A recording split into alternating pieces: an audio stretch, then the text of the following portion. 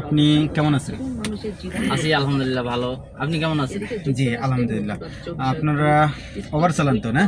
জি আচ্ছা, আপনাদের সাথে কিছু কথা বলতে চাই। কিছু প্রশ্ন ছিল আর কি, প্রশ্নগুলোর যদি উত্তর দেন তাহলে ভালো লাগবে। বলেন। আচ্ছা, ওভারে ইনকাম কেমন হতেছে? আপনারা কেমন ইনকাম করতেছেন বর্তমানে? ওভারের ইনকাম কেমন?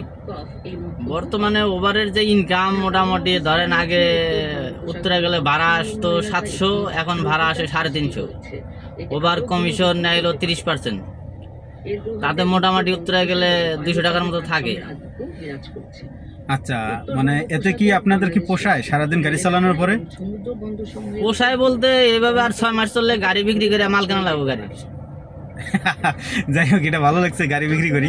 আচ্ছা, এই যে ওভার যে এত বেশি টাকা নিয়ে যাইতেছে আর আপনাদেরকে কম দিতেছে, এই বিষয় নিয়ে কি আপনারা ওভার অফিসে কোনো কমপ্লেন করছেন? ওভার তো যখন আসছে তখন থেকে আমরা আন্দোলন অনেক করছি, সচিবালয়েও করছি, উত্তর অফিসের সামনে করছি, অনেক জায়গায় করা হয়েছে, বাণিজ্য মেলা মাঠ, বহু জায়গায় করা হয়েছে, কোনো কাজ হয়নি। আচ্ছা, ওভার প্রতিনিধি মানে আমাদের বাংলাদেশ থেকে যে বিএটিএ আছে, বিএটিএ কিন্তু অনুমতি ছাড়া কিন্তু ওভার চলতে পারে না, কিন্তু এই বিএটিএ কোনো কিছু জানানো হয়েছে আপনাদের? বিআরটি অফিসে আর আগেও জানানো হয়েছে, কয়েকদিন আগেও মনে হয় মিটিং হয়েছে, আমি ছিলাম না। শুনলাম যে বিআরটি অফিস ঘেরাও করার কথা ছিল, ওই আরো মনে হয় 1 সপ্তাহ 10 দিন আগে। আচ্ছা, এই যে ওভার ছাড়া তো আরো কয়েকটা অ্যাপ আছে, আপনাদের কাছে কি এই সব অ্যাপে আছে নাকি শুধু ওভারে নিয়ে আছেন আপনারা? না, ওভার আছে, পাঠাও। আমি যখন পাঠাও প্রথম শুরু করে তখন থেকে আমি পাঠার সাথে ছিলাম এবং এখনো আছি। পাঠার মোটামুটি পাঠার রেটটা ভালো যদিও, কিন্তু পাঠাওতে টিপ কম।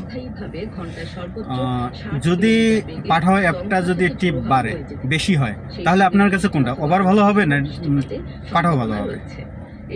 পাঠাও ভালো হবে, যেহেতু পাঠাও কমিশনও কম নেয়, 10% কমিশন, তারপর 5% কমিশন। ওভার আর পাঠাওয়ের রুলস কি একই, মানে নিয়ম সিস্টেম এগুলো কি একই নাকি ভিন্ন ভিন্ন? সিস্টেম তো একই, কিন্তু আপনার এখন সমস্যা হলো যে ওভারের যে ভাড়া আর পাঠার ভাড়া রাত দিন তফাৎ। যেমন এখান থেকে আপনি যদি নারায়ণগঞ্জ যান, তা পাঠাতে ভাড়া আসবে 1800 2000, আর ওভারে আসে 700 800। আচ্ছা, তারপর টিপ বেশি কোনটায় আসে, আপনার ওভারে না পাঠাওয়ে? টিপ তো ওভারে বেশি হয়েছে, ভাড়া কম, এই জন্য পাবলিক ওইটাতেই কল করে। আচ্ছা আচ্ছা আচ্ছা, ওভারের বিষয়ে কি আপনার কোনো কিছু বলার আছে, যে আপনি এই ভিডিওর মাধ্যমে ওভারকে জানিয়ে দিবেন যেটা, আর ওভার আপনার এই কথাগুলো শুনবে? ওভার আর কি জানাবো ভাই, ওভারে জানাইতে জানাইতে আমরাই ঘুরে হয়ে গেলাম, দাড়ি পাইকা গেল, দাড়ি পাকার আগে থেকে ওভার চালাই। আচ্ছা, ওভার কোনো যাত্রীদের কথা শোনে কিন্তু আপনাদের ড্রাইভারদের কথা শুনতে চায় না? ড্রাইভারদের কোনো অভিযোগই ওরা শুনে না। ওই যাত্রী যদি একটা অভিযোগ করে যে ভাই আপনার ড্রাইভার এই আগাম করছে, ওইটা নিয়ে মনে করেন যে পানিশমেন্ট ড্রাইভারদের দেয়, যাত্রীদের সব সুযোগ সুবিধা যাত্রীদের দেয়।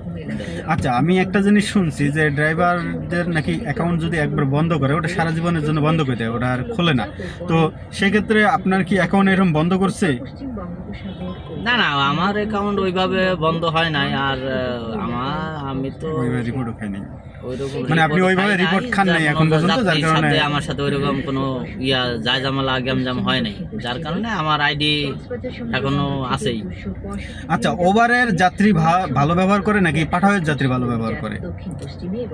ভালো ব্যবহার মনে করেন যে সবার ব্যবহার তার এক না, ওই পাঠারও যাত্রী আছে ভালো, আবার ওভারের যাত্রী ভালো আছে, এই ভালো মন্দ মিলাই আর কি আছে। আচ্ছা, সর্বশেষ প্রশ্ন, যে আপনি আপনার ফ্যামিলি পরিবার নিয়ে বর্তমান ওভার চালিয়ে কেমন আছেন? ভবিষ্যতে আপনি কি ওভার চালাবেন নাকি এই লাইন বাদ দিয়ে অন্য লাইনে যাবেন?